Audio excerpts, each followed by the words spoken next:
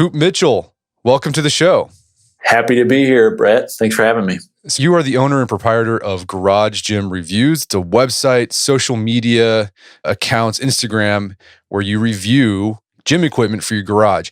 How did you get started with this? Yeah, so my dad had a garage gym growing up, and it's actually the house that I bought and live in now. So I have a garage gym in the same place my dad had a garage gym. He was a power lifter. I started to train for hockey and basically fell in love with the training and started to get into like competitive type of like training environments. So like powerlifting, CrossFit, that sort of thing. I realized I was paying like $150 or something to go to this gym that, I didn't love the equipment. The coaching was just okay. And I realized, man, I actually have a tweet from like 2012 or something.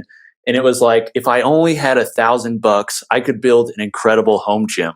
Well, fast forward, I think my wife at the time, she was my girlfriend, and I asked her for like a basic setup to get started for Christmas. And it was a squat rack, a Rogue SML2 squat stand, a Rogue Ohio bar, and some Rogue HG 2.0 bumper plates. That was the first thing. But I realized I'm like very eccentric and I like to I don't do things halfway. So I was like, I've got to figure out a way how to get more of this stuff. And how is that going to happen? How can I make that happen? And I started doing research and I realized nobody's really writing reviews or talking about gym equipment on the internet. Everybody's talking about tech, doing reviews on phones, tools, that sort of thing. But very few people were doing it. Nobody was doing it really on home gyms, starting home gym, and the equipment like involved in it. So I decided, okay, this is what I'm going to do. I'm going to create a WordPress blog. I'm going to write basically my best articles, best reviews on products, be as honest as I can. And then I'm going to send these to companies as my quote unquote portfolio to basically like get products. So people would send me products and say, hey, I'll write this review for you. Well, I started off by sending it to like the biggest companies. I still have like emails from like big companies like Eleiko saying like, what would we need you for? Like, no, we're not sending you any product. But I would get a couple like jump ropes or like massage balls and things like that. And I was like, okay, this is awesome. Like, I'll just, do my best work and maybe it'll like get better and better and better. And over time, it just grew. It just like, I'd write reviews and then I'd get another product or I'd buy a product. I'd write a review. We'd talk about it on Instagram, started a YouTube channel and the YouTube channel kind of blew up, started the website, started putting more money into the website and creating a community around it. And then started a Facebook group. The Facebook group started blowing up and growing. And just over time, it just kind of like amassed to this point that now, we just help people not only find equipment, but also be inspired to, start a home gym, help them find the training they need for the home gym and everything around it. But honestly, my goal in the beginning, I'd love to say it was just to help people. And I just wanted to, really do the right thing and help people. But in reality, I just wanted a garage full of gym equipment. And over time, that grew to the point where I can help people now and I can provide a lot of advice on the equipment that's out there. Does Eleiko now send you stuff? Yeah. So it's kind of funny. We actually did a video recently where they came out with a new spinning dumbbell and we dropped it off a 75-foot parking garage because they were trying to prove like, although it spins, it's also incredibly durable. And they had this awesome marketing video where they were like dropping it off all these things. And they like edited this video where they dropped it off a building. And I would message them. I was like, there's no way you dropped that off the building. They're like, yes, we did. I was like, how about like we recreate that? So they said the dumbbell, we dropped it off the parking garage and everything ended up okay. It's pretty cool. And for those who aren't familiar, Eleiko is like this, they make high-end like competitive weights, steel weights that are really expensive. Yeah. So they make like the most expensive barbells. They're basically like the Ferrari of gym equipment. So the barbells that you see on the platforms for like the Olympic trials or on the Olympic stage are often Eleiko, same with bumper plates, everything like that. Very expensive, very high end, and good quality. Yeah. All right. So right now we're in the middle of the COVID pandemic, and we were talking before the show, the interest in garage gyms has skyrocketed because gyms across the country are shutting down to encourage social distancing.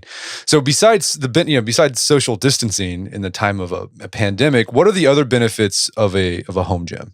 Yeah. So I like home gyms because there's no excuse for not working out. I'm trying to remove as many barriers to me reaching my goals. And I think other people should as well. So in some regards, it's like I'm kind of, I recognize the areas in which I'm lazy. And one of the areas in which I'm lazy is I don't really like to leave my home. I have an office at my home. I like hanging out with my kids at my home. I mean, that's where I spend most of my time. And I think most people are that way. So why would I have a membership where I have to drive somewhere and have to be around people that I don't know or don't necessarily like? I've got to pay to use it. They have bad equipment. Like, I don't get to choose the equipment I get to use. I got to wait for somebody else to use it. When I could build a basic setup that's going to accomplish 90% of the training I need to do for under $1,500, $2,000. So one of the greatest benefits, I think, is you're saving time. And by saving time, you're saving money, right? So you're saving time in the fact that you're not having to drive somewhere. You're saving time in the fact that, like, you get to get through the most efficient workout you can because you're not having to wait on people. You're saving money because, I know you've had Mr. Money Mustache on the podcast and he talks about this all the time, but you're not having to spend the resources to go somewhere, which involves getting in your car, and you've got car maintenance, you've got gas, you've also got the opportunity costs that are associated with spending time in the car when you could be spending that time on working out. So you're adding, on average, most people, around 15 to 30 to an hour extra time that you could be spending just on working out and then at home, but you're having to go to the gym. So one of the big benefits, I think, is not wasting time, not wasting money, and also it's always there.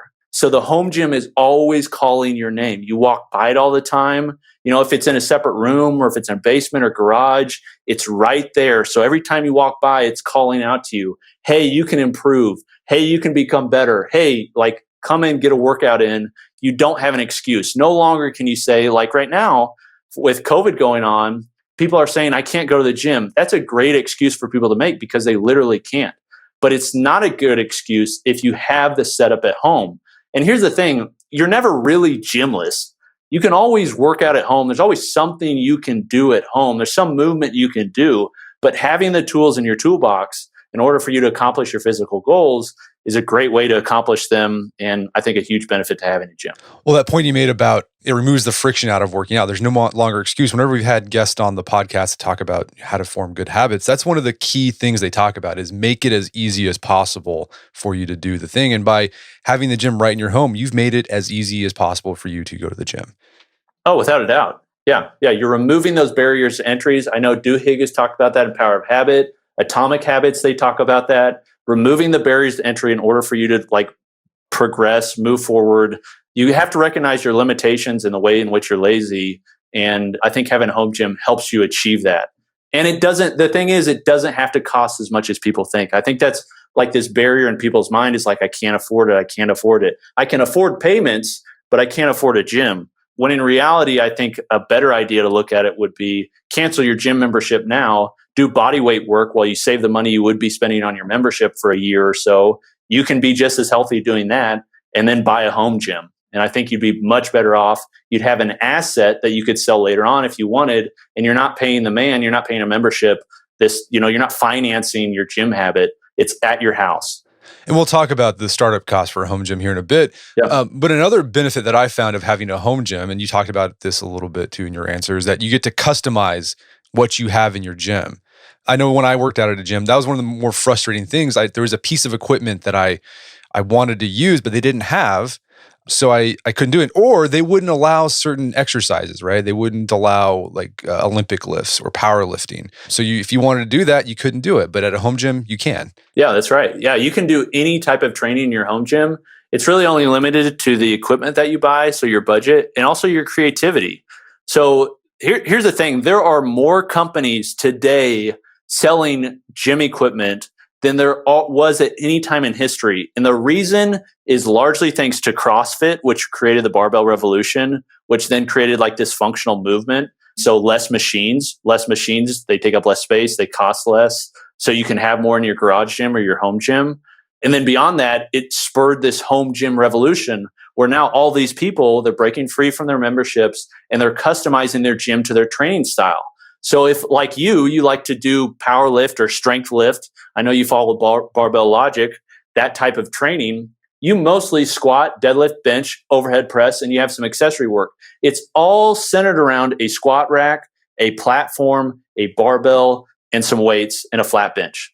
That's a pretty basic setup. You don't need all the things that you would pay for at a membership gym. You don't need like a cable curl machine. You don't need a preacher curl machine. You don't need a ham curl. All these like, isolating movements, you don't need that to get strong. What you need is willpower and some basic tools. And so you can buy whatever level of quality that you can afford or want to. So if you want to buy a barbell with volcano type knurling, that's 200K tensile strength steel, not or super stiff, and put it on a rack with 3x3 inch uprights with 1 inch holes that are just massive, you can do that. But you could also get away with just buying a super simple setup. It just depends on how you're training. And that's not limited to just people that do basic training, because there's a lot of people that bodybuild and do that type of training in their gym. They just get unique with the way that they come up with their movements. So they're building, like we just posted 2 days ago, a DIY cable setup on YouTube. So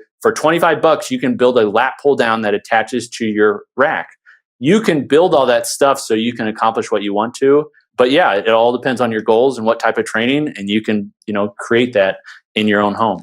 And another benefit you tout on your Instagram page a lot is that a garage gym, if you have kids, you have a family, it allows you to spend time with your family while you're working out. So, before, if you're going to the gym, like that wasn't time you were seeing your kids. Now with the gym in your house, you can actually do this stuff with them and foster a culture of physical activity in your family. Yeah, certainly. Yeah. I mean, I want to live. I'm a father. I've got 2 kids. I've got a 1-year-old and a soon to be 3-year-old. I'm a husband. I'm sure a lot of your people listening are similar to that. And my main goal in life, at the top of my hierarchy of priorities is not fitness. It's a little bit down the list. But what is high up there are my kids and my wife. And I want to make sure they know that I care for them, that I love them. And I don't want to just tell them what to do. I want to show them what to do. So, it's a leading from the front type of feeling. So I don't want them to get older and me tell them, hey, you should work out, when they've never seen me put in effort. They've never seen me work out. Whereas now my kids are going to grow up just being around it, just like I did. They're just going to grow up being around it, getting used to it. Hey, mom and dad work out in the garage. It's a part of our lifestyle. We hang out there. It's not like I have to go to the gym today and get this workout. I don't complain about it. I enjoy it. And they're a part of it. So my son, I've got like a 3-pound kettlebell. He'll come out there and like do a couple swings. I've got like these little cute 2-pound dumbbells. He'll come out and do some deadlifts. And he's like, look, Dad, I'm exercising. And it's just awesome to see. And it just allows me to have more quality time with them. I believe that it's not just quality that matters, it's quantity. And so I want to spend as much time with them as possible. And if that's the case, then, why not bring my workouts home? It's not like they're bugging me. Like I do a set and then I hang out with them. It's not too difficult. So yeah, for being a better father, being a better mother, I think a home gym, I think it's one of the best things you can do, because you're taking that time that you would be spending hours at the gym, you're now spending it with your kids in an environment that's healthy for you and healthy for them. All right, so we've been touting the benefits of garage gyms, home gyms. So it saves you time, saves you money, removes the friction from exercise. You can customize your gym how you want it to be, and helps your family and social distancing. What are the downsides of a home gym? Yeah, so here's some of the downsides. One of the downsides that I think a lot of people don't think about, because they'll see, like we post on Instagram, like cool gym setups. And so it's exciting. They get excited about having these things, but they forget that oftentimes you're working out alone.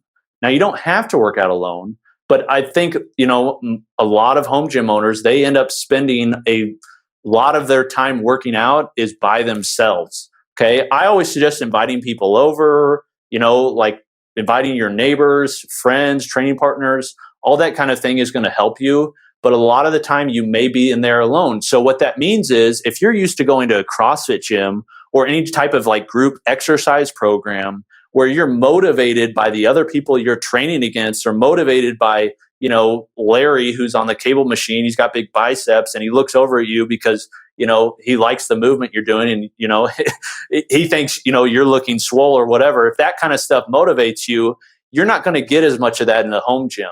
I think there's a disadvantage there where it's less motivating and it's harder to do because there aren't people watching, and it can also often be cold or hot depending on if you have your, gym climate controlled, if it's in the garage, a shed, outdoors, things like that. But on the flip side, it has benefits to it because you're doing, I know this is something you talk about, Teddy talks about this, voluntary hardship. So you're voluntarily doing something that's harder than I think, you would ordinarily do. It's harder to work out by yourself.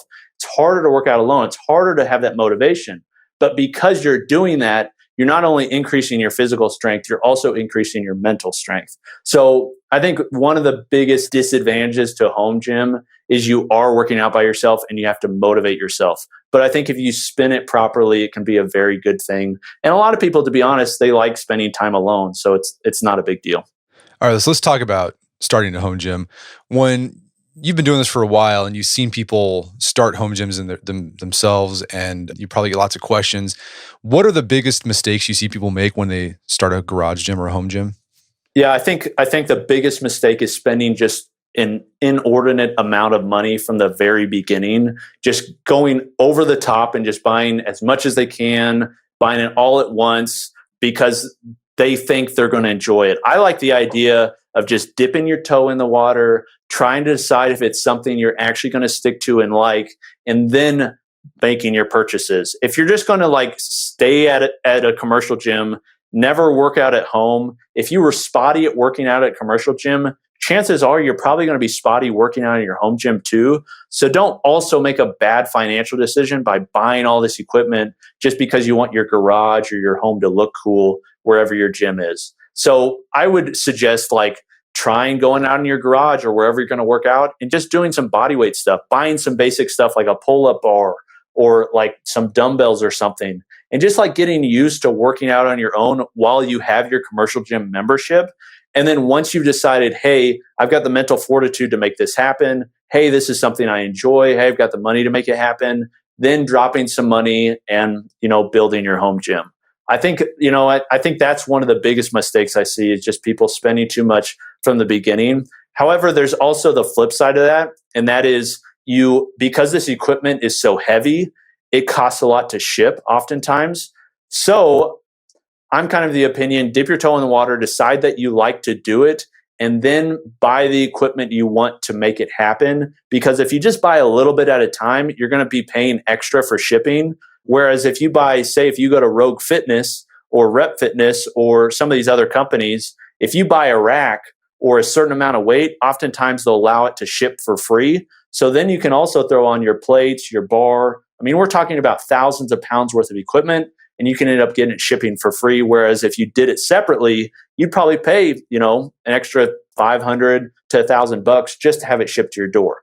What's that saying about crying once, cry twice, or whatever? Buy once, cry once. Yeah, buy once, cry once. So if you buy right the first time, your wife slaps you once, right? So if you buy right the first time, you won't have to continually go back and upgrade or sell stuff on Craigslist or have stuff break and you have to buy something new. If you buy right the first time, you're not going to have to do it again. You're going to have a better, more enjoyable experience. You're going to like using your space. That's another mistake is people not making a space that they enjoy to go to. You should make your gym a space that draws you, that you want to spend time in. So, some people, they it's not a home gym unless it's grungy and there's rust and chalk everywhere and dirt on the floor. Well, personally, I don't like going to places like that.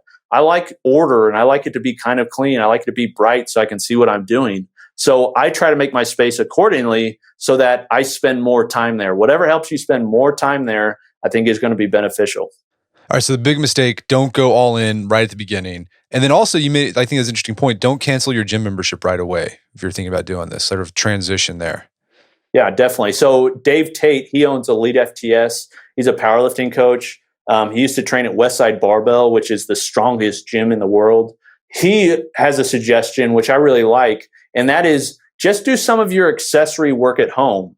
So if you're on a training program, let's say you're powerlifting and you want to, you have weak hamstrings or weak quads or whatever, and you want to bring those up, or you have weak abs, let's say, then buy a ab roller and use that at home for your accessory work.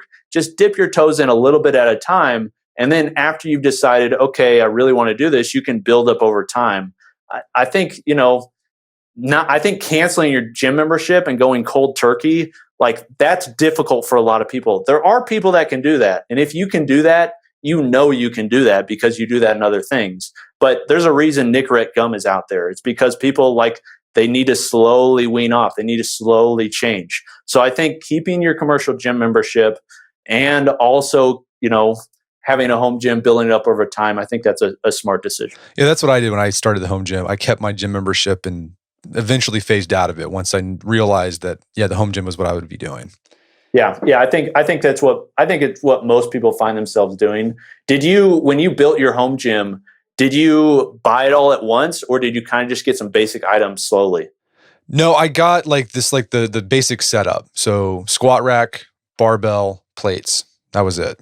Great. And that's probably kind of what you have now. Do you have anything additional to that?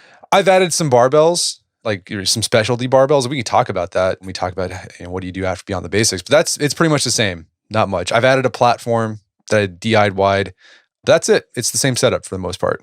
Yeah, and I think that's how most people are. You realize, wow, I go to the gym and there's 500 machines. Well, it turns out I only really use 10 of them or 5 of them. It's I don't need all this extra stuff. And, that's where you can save money and have a home gym that's like a minimalist or a budget style. All right, so everyone's listening to this probably thinking, when people think garage, then they're probably thinking cost. You say you can save some money. It isn't that expensive to start a gym. What are the startup costs for starting a home gym? Yeah, so one, it depends on your training and your goals. I would say first outline what your goals are. Is it to lose weight? Well, you probably don't need as much strength equipment if you're trying to lose weight. Are you training for a marathon? That sort of thing. So first, dial in your goals. Once you have your goals lined out in the style of training, then you can decide your essentials. But this is what I think the essentials for most people are. I think most people should have a squat rack. The reason you should have a squat rack is because, one, it allows you to lift safely. 2, it allows you to do some of the most beneficial movements in history, which is like a back squat, an overhead press, a bench, those sorts of things. And it also allows you to do pull-ups. So it's another place that you can do pull-ups. The squat rack is where a lot of your training is going to happen. So you can buy a squat rack. You can get squat racks that, honestly, I would recommend as cheap as $300, $200. In addition to that, I think you want a nice barbell, a nice Olympic barbell. Because of the increase in barbell training, they're much cheaper today. So you can get a high quality made in the USA barbell for around $250. If you don't want a made in the USA barbell, you can get them on Amazon for around $150 or $200, and it still be quality. In addition to that, I think you should have a bench. A bench allows you, one, a place to flat bench. It also allows you a place to do dumbbell rows and shoulder presses and sit on in between sets, that sort of thing. You can buy an Amazon Basics bench that we reviewed and honestly can hold up to 600 plus pound benches for $50 shipped to your door. Okay, so super cheap. And then in addition to that, I think you want some weight plates. So you want some weight plates to go on your Olympic bar. Weight plates, you can get iron or you can get bumper plates. For most people who aren't doing Olympic lifts, they're not doing clean and jerks and snatches. What they're doing is they're doing squat, deadlift, bench, overhead press, and some rows and landmines, some other ancillary lifts. I think you're fine getting iron. And honestly, I would suggest most people looking on Facebook Marketplace or Craigslist for iron plates, because iron is iron.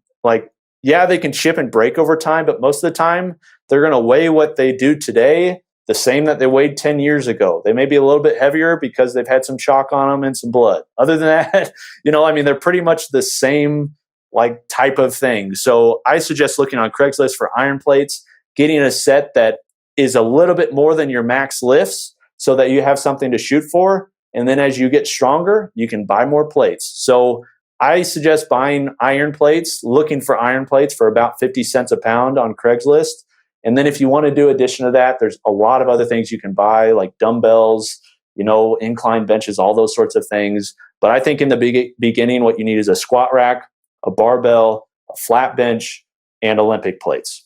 And you wrote an article on our site, a guest post last year about how to build a home gym on the cheap, and you lay out exactly what you can get for a basic gym setup, and it cost about $850. Which, I mean, if you do the math, like most gyms, they cost what, $59 to $79 a month.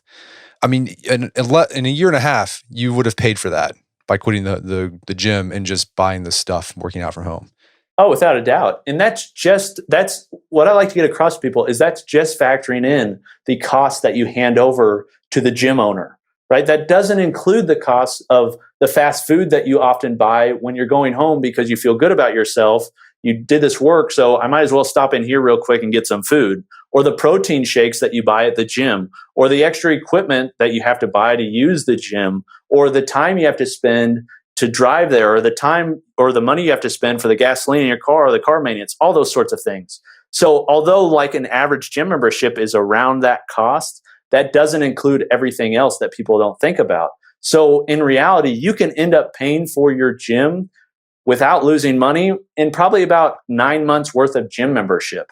You can have a full setup of a home gym. And if you buy right, you're going to buy things that you can resell later on if you don't like it or if you want to upgrade. So there's lots of, as you said, there's lots of companies out there making gym equipment for the home. I mean, like 5 years ago, there wasn't this many. For someone who's budget conscious, say they can't drop thousands of dollars to build a home gym. What specific companies do you recommend they check out to find quality, affordable gym equipment? Yeah, so I suggest a few items that they spend money on, and then other things don't matter as much. So a barbell, I think, is really something that you should buy that's quality. You should save up for something that's quality. Thankfully, today, that doesn't mean thousands of dollars. Like I said earlier, you can get a made in USA barbell from Rogue Fitness, who I would often suggest for barbells. You can get a Rogue Ohio bar or a Rogue Ohio Power Bar or Rogue Bar 2.0. Those are all of the best Olympic bars, best value powerlifting bars that we often suggest. You can get those for around $250 shipped to your door. That's a company I would suggest looking for barbells. For squat racks and that sort of thing, I would suggest looking at Rep Fitness, Fringe Sport, or Titan Fitness. Not because I don't like Rogue Fitness for those things, but I think you can get a Chinese-made rack and it's going to get you pretty much a long way there. And it's going to be safe and work and everything like that, but it's going to be a lot cheaper. So Titan Fitness, Fringe Sport, Rep Fitness for that sort of thing. Plates, same thing. So I would actually suggest if you want iron plates, Cap Barbell on Amazon. That's a cheap company that makes, they've been making standard barbell iron plates for decades, okay? The design hasn't changed. There's not really much innovation to happen with a 45-pound plate of steel. I would look to Cap Barbell on Amazon or some of those other companies for those. And then benches, again, Rep Fitness, Titan Fitness, Fringe Sport, Bells of Steel is another company. If you want to go to a higher end, you can go to some of those like Rogue Fitness, Sornex, Eleiko, Prime Fitness, those sorts of companies. But I think for most people, those lower cost options for those items, I would look to like a Titan Fitness, Rep Fitness, Fringe Sport, Bells of Steel, those sorts of companies for those items. Yeah, when I started my garage gym, it was pretty much all Fringe Sport. I got introduced to them via Atomic Athlete.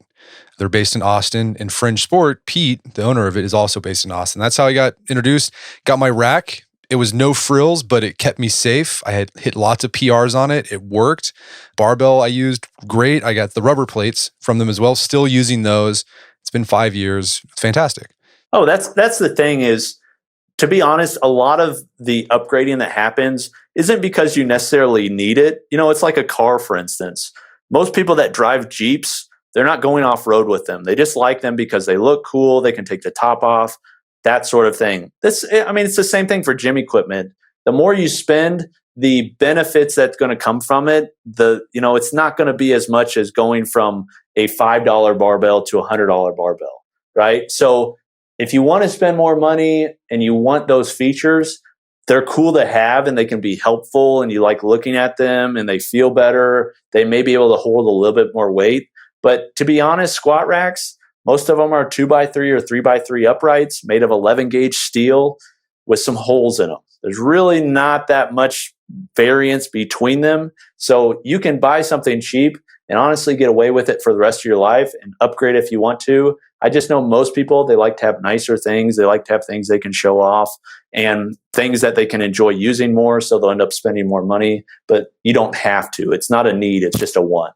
Well, I upgraded my squat rack recently, and the only reason I upgraded was because my Reynolds, my barbell coach, had started having me do like stuff with bands as I was lifting. So I needed pegs where I could loop the bands through and then put them on the barbell, and I couldn't do that with the Fringe Sport rack. So now I have the Rep rack, and it's fantastic. I like it a lot. It's awesome.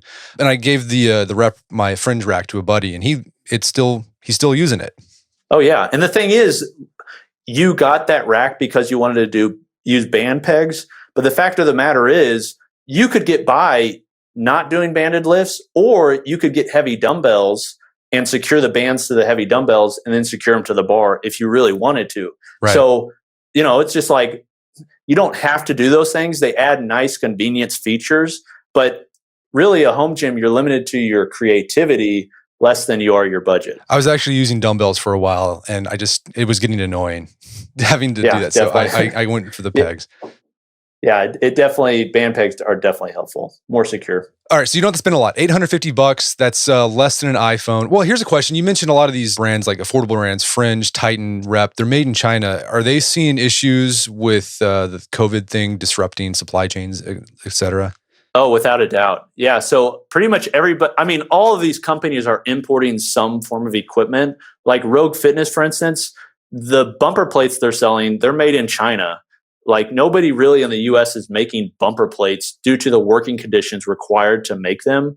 So all of these companies, all of these home gym companies, or just gym equipment companies in general, they're going to be feeling some sort of heat. So they've got orders probably that in China, they're not shipping, they're not being made as quickly. They're sitting on the shores because they've had, China's had quarantines out for a while. So there is going to be a stock issue, especially with how much demand is happening.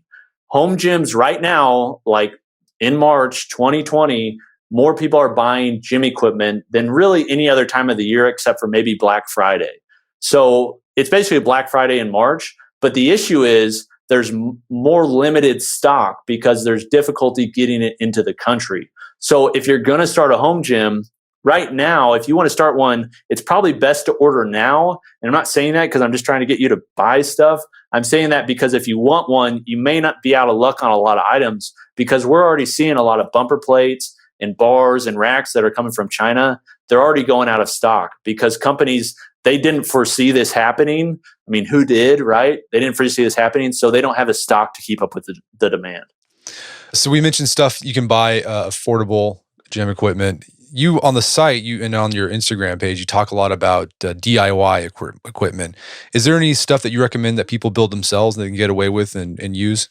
Yeah, I think anything that you see that's like fun or adds an extra movement to your training, you should try and make a DIY version of it, see how you like it before you buy one.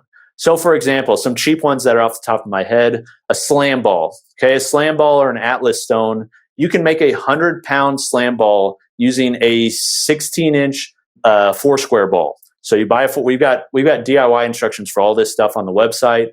But if you have a 4-square ball, you can buy off Amazon, 16 inches for maybe like, I don't know, $12 or something. You can fill it with 100 pounds of sand. Use a tire repair kit to repair the hole. You can wrap it in duct tape if you want. You got a 100-pound bag of sand. There's a lot of stuff you can do with that.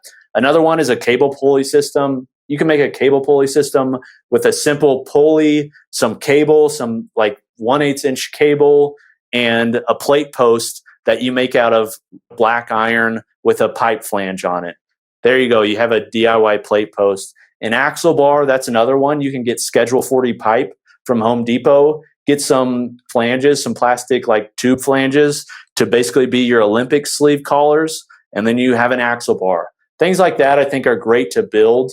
There's all sorts of like stuff I would suggest building for like storing items, like storing your dumbbells. Most people shouldn't buy things to store items. They can just make them out of wood or things like that, and you can have a fun time doing it as well. Chop your wood, it'll warm you twice. So those sorts of things are things that I would suggest making.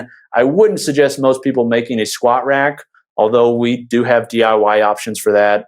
I just think the safety there, you're better off buying one and they're cheaper. I've seen some pretty nice DIY squat racks made of wood on your Instagram page. Oh yeah, they're cool. The issue is what happens is those holes that are used for the J cups and the spotter arms, if enough's weight put on there, they end up getting loose and that bar can end up falling off. I feel safe in a wooden squat rack. It's just the amount of lumber required to make a power rack that's safe. You could get a squat stand delivered to your door for not much more.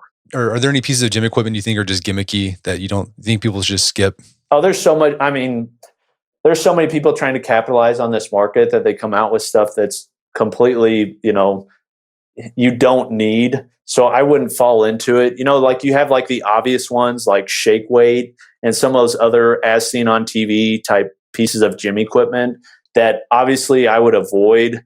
I think anything that doesn't that I wouldn't categorize as a essential could be seen as a fad. So there's a couple of things like lever arms or jammer arms. Personally, I like jammer arms. They're these arms that attach to the front of the rack and allow you to do like these movements similar to a landmine. They work well. The difficulty is most people should not be buying those until they have a full-on squat rack, barbell, and all the other basics. And then even then, there's other attachments they should buy.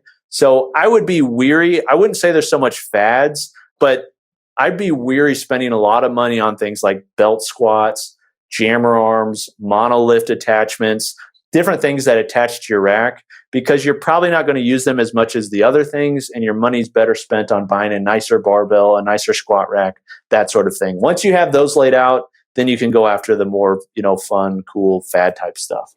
And that's what I've done I haven't added really fad stuff, but over the years, I've added like specialty barbells whenever my training has not necessitated it, but it would be nice to have. So like now I have a deadlift bar, right? So it's a little bit longer.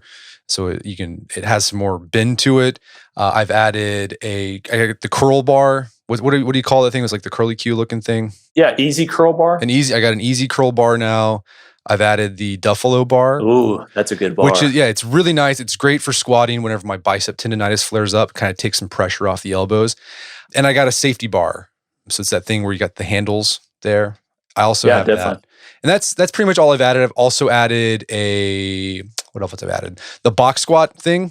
Mm-hmm. So I've added that. And I again, when I buy this stuff, I try to like find affordable options. So the box squat I got from some website in New York. I don't know the name of the company, but like their website was like, it looked like it was built in 1995. New York Barbells. I love that. I got it from there. It was super affordable. I love their website because they haven't changed it all, and it works great. And it was a lot cheaper and it weighed less than the Rogue version. So shipping was less too. Oh, without a doubt. Yeah, things like that, you don't need to spend a lot of money on because you're just looking for a place that you can sit down on. There's not a lot of safety involved, it's just a square box. So spending like as little money as possible on those things, that's super smart. I have the Rogue squat box. To be honest, it's pretty annoying because it's so big and heavy, you don't want to move it around. Like you're going to get an injury trying to deadlift that thing and move it around. So yeah, I think cheaper items like that, it's a great idea. And there's so many smaller companies out there now where I mentioned some companies and there's just hundreds of others that are selling either one-off products or have specialty stuff. Like you mentioned the Duffalo bar, Kabuki Strength, making some of the best specialty bars in the world. That's another great option. But really, that's after you've decided, like you did, like I've committed to this. I really enjoy it. It's a great part of my life. I want to add some items. Let me start buying these specialty bars that can increase your experience, hit your body a little bit differently. But in reality, you could probably get by and get just as strong and fit using a barbell. Yeah, it took me about 3 years before I started buying specialty barbells. Yep. That's more than most people. Most people, it's like, a couple months, 6 months, they're buying them. By that time, after 3 years, you're committed. And yeah, there's no reason or no issue buying a bunch of extra stuff. All right, so let's talk about another issue that people might have. So we've solved the money problem. Like, isn't it expensive? $850. You're paying that a year at the gym. What about space? Yeah, so here's what I like to say is the more space you have, that's the more options you have to train, but you don't have to necessarily have a ton of space. So I've got a friend, his name's John Call. His Instagram name is Juji Mufu. He's got a few million followers on Instagram. One of the reasons he got popular in the beginning was because he was working out in his kitchen. So he literally, off the dining room, he lived in an apartment, off the dining room, right behind his dining room table, he had a squat rack. And that's where he stored all of his stuff. That's where he did all his workouts. And he has like a 650-pound deadlift. So he got really strong in a very small space. Honestly, the amount of space you need is about a 9x9 room. You need 9x9 because a barbell is about 7 feet long. You need about a foot on each side to put plates on. And, you need some room out in front of the rack to work. Other than that, you probably want height, depending if you're doing overhead press. You can do a short ceiling room. You just can't stand up and do overhead press. You have to sit down for it. But I think in a small room, if you have an apartment or things like that, there's also options that allow you to fold things up into the wall. So there's a company called PRX Performance based out of Fargo, North Dakota. And they have these racks that fold up 4 inches. They stick 4 inches off the wall when they're folded up, and then you can fold them down to use them. So if you have a garage that you like to park in, you just fold it up. It's got shocks on it, helps you fold it up, sticks up against the wall. You can park your car. When you're ready to use it, pull your car out, pull the rack down, you're ready to go. So I would say, having about a 9x9 room and buying essentials. Again, buy a squat rack, buy a barbell, buy plates, buy a bench. You can get extra stuff as you have more space or as you have more money, but you're going to get just a fine workout in there. For cardio, that's something I haven't really hit on yet. Most home gym owners, they don't have a lot of cardio pieces. You can have things like air bikes, rowers, treadmills. However, those all take up quite a bit of space. When most people, you can just go outside and hit hill sprints or go for a run, do a jump rope, things like that. That's what I would start with. And then if you want to add some things like an air bike, a rower, go for it. I would suggest that most people don't buy treadmills because they take up a lot of space, they're expensive, and they absolutely suck to work on. They break all the time. If you go to a commercial gym, they have a maintenance man there on staff, I guarantee you, whose sole job is to fix treadmills. They break down that much.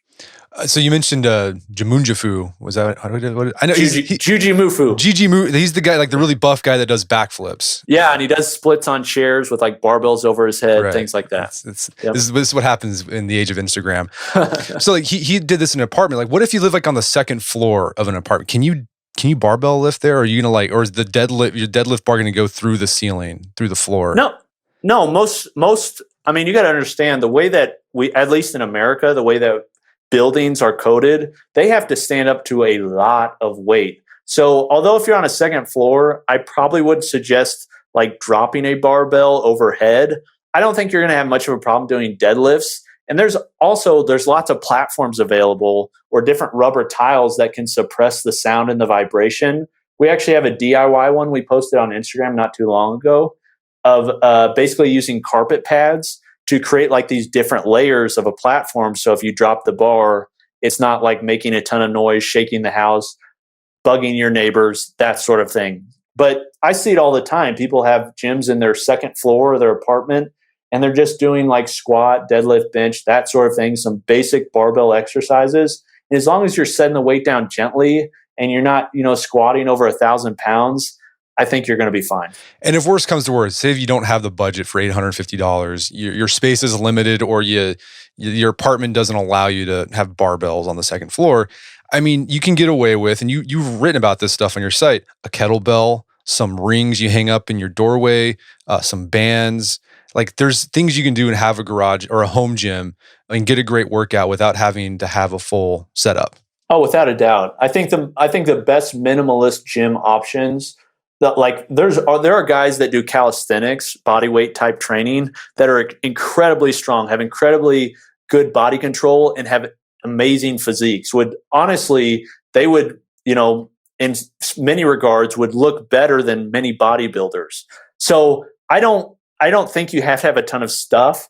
You can get by with Olympic rings, like you mentioned. I love Olympic rings. There's a lot of things you can do with those: pull-ups, muscle-ups, levers, all different sorts of upper weight body stuff. And then you can get by with kettlebells for lower body, doing swings. You could have a single kettlebell and some Olympic rings and get incredibly strong, incredibly fit. You can also just go outside and lift things. Like, I know that's kind of hard for some people to view, but a lot of our ancestors, they didn't get strong by having a climate controlled gym in their garage. They went outside and they were working in the fields. They were lifting railroad ties. They were doing all of this manual labor to get strong. And you can do the same thing. Go pick up a big rock. Go pick up some logs. Go move some, I don't know, hay bales, whatever. Like, you can get fit and strong without, doing the conventional way of going into a box gym and working out. And I think that's what home gym owners are starting to realize is I don't have to bring the whole gym into my home. I can bring some things into my home. And then the rest of the time, maybe I'll go outside and go for a hike and lift things outside and enjoy nature. You can still hike even in the age of COVID. Exactly. Yeah, you can hike and bike. Nobody's quarantining you there yet. So yeah. Well, even like I learned like shelter in place. You're hearing this phrase, and I was like, what does that mean? Like, you're stuck in, like, you can still go outside for exercise. You just got to stay 6 feet away from people. So. Exactly. Yeah. So go for a hike, go down to the river, go for a bike ride, those sorts of things. Those are now like open to you right outside of your gym door. So what do you think the future of home gyms is going to look like? Because of I think this thing, this moment right now, I think it's going to cause a change. Oh, without a doubt. This one is super fun. We've seen the rise of companies like Peloton. Peloton now, like, they've basically brought a spin cycle class into your home. If you haven't used a Peloton and you like spin classes, you've got to try one. They are amazing. You literally feel like you're there live in the class, but you can be wearing your pajamas doing it at home. Okay. But I think companies are starting to take that idea and do it for other types of equipment as well. So there's a company called Hydro that's making a similar model, but it's for a rower, similar to Peloton. There's a company called Tonal. We have a Tonal in my bedroom right now that my wife uses a lot of times. She absolutely loves it. And the idea is they use cables for all the movements. You can do up to 100 pounds in each arm, but it's like basically a video screen where you're having a trainer train you through movements. It automatically calculates your reps, automatically like dials in like how much weight they're putting on the cables. And it works just extremely well. You don't have to think about it. You just go in, turn it on, and you can get an incredible workout. There's other companies like Mirror that are doing this. I think the idea is, again, removing barriers to entry. It's making it so people can work out in their home, get just as good of a workout as they could at a personal trainer. I mean, I also own a personal training gym.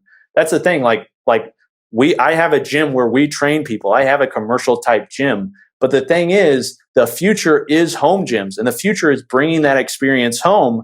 And so all these companies are making ways where they can train people at home via video, all the technology that we have, and get just as good of a workout. So I think that's only going to increase. It's only going to snowball. It's just started, but it's going to grow dramatically. Well, Coop, where can people go to learn more about what you do? Yeah, so I'm at Garage Gym Reviews on pretty much every platform. So that includes Instagram, Facebook, on YouTube, Garage Gym Reviews. And a lot of what our stuff happens on the website, garagegymreviews.com. So if you want reviews, you want to be inspired, all those sorts of things, we have a lot of stuff coming out. Would love to help you. And then if you want to join like a community of people, we have a Facebook group called the Home Gym Community that you can join and, get inspired and find other people that are training and be accountable to. Fantastic. Well, Coop Mitchell, thanks for your time. It's been a pleasure. Thanks, Brett. Appreciate it. My guest today was Coop Mitchell. He's the founder and owner of GarageGymReviews.com. Check out his website, GarageGymReviews.com. Also, check him out on Instagram at GarageGymReviews. And also check out our show notes at aom.is/GarageGym, where you can find links to resources where you can delve deeper into this topic.